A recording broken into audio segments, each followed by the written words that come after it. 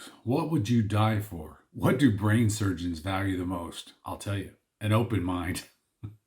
Well, what we obtain too cheap, we esteem too lightly. It's dearness only that gives us everything its value. Thomas Paine. So, what values will you die for? You're probably wondering, what's he talking about? What would I die for? Normally, when we're talking about values that we would die for, we're talking about freedom or justice or love or religious or spiritual beliefs, something about country, ideology, or humanitarianism. But what about your company's values? What about your personal values beyond those? Part of creating a strategic plan is making sure you have your core values that you can build the culture around in the organization. These core values must be things that you're willing to hold regardless of the situation. Many times we come across these core values that have become platitudes such as honesty, integrity, trust. But wouldn't everybody you do business with be expected to do those things out of necessity? I think so. Those core values must actualize and activate our teams. They must be tangible. We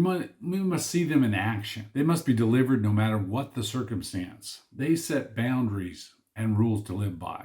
Here's some examples. McDonald's. McDonald's core values are customer obsession, integrity, inclusion and diversity, quality and consistency, innovation, community engagement, teamwork, and collaboration. Boy, that's a lot. But let's just look at quality consistency.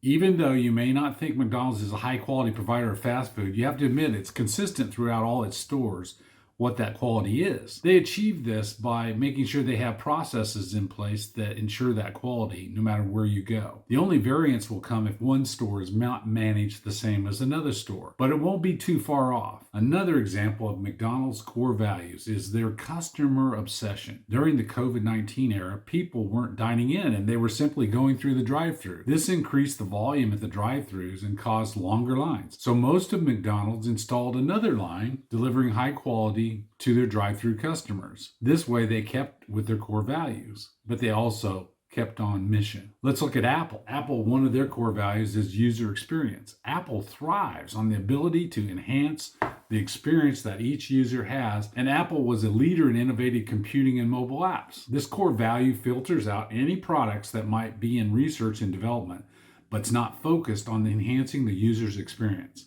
Those products will be shelved and not be in the market. So you can see from these examples that these companies have used their core values to really drive the outcomes of their organizations. Activities and behaviors of the stakeholders are in line with those. This has increased the value to the markets they serve. So when they say that you should have core values that you would die for, I mean those that you can apply to every minute all the time and abide by them. So complete this exercise. What do you want to be known as by people looking at your behaviors and who you're serving? What core value would really drive the performance of you or your organization? What core values will you die for? There's the challenge.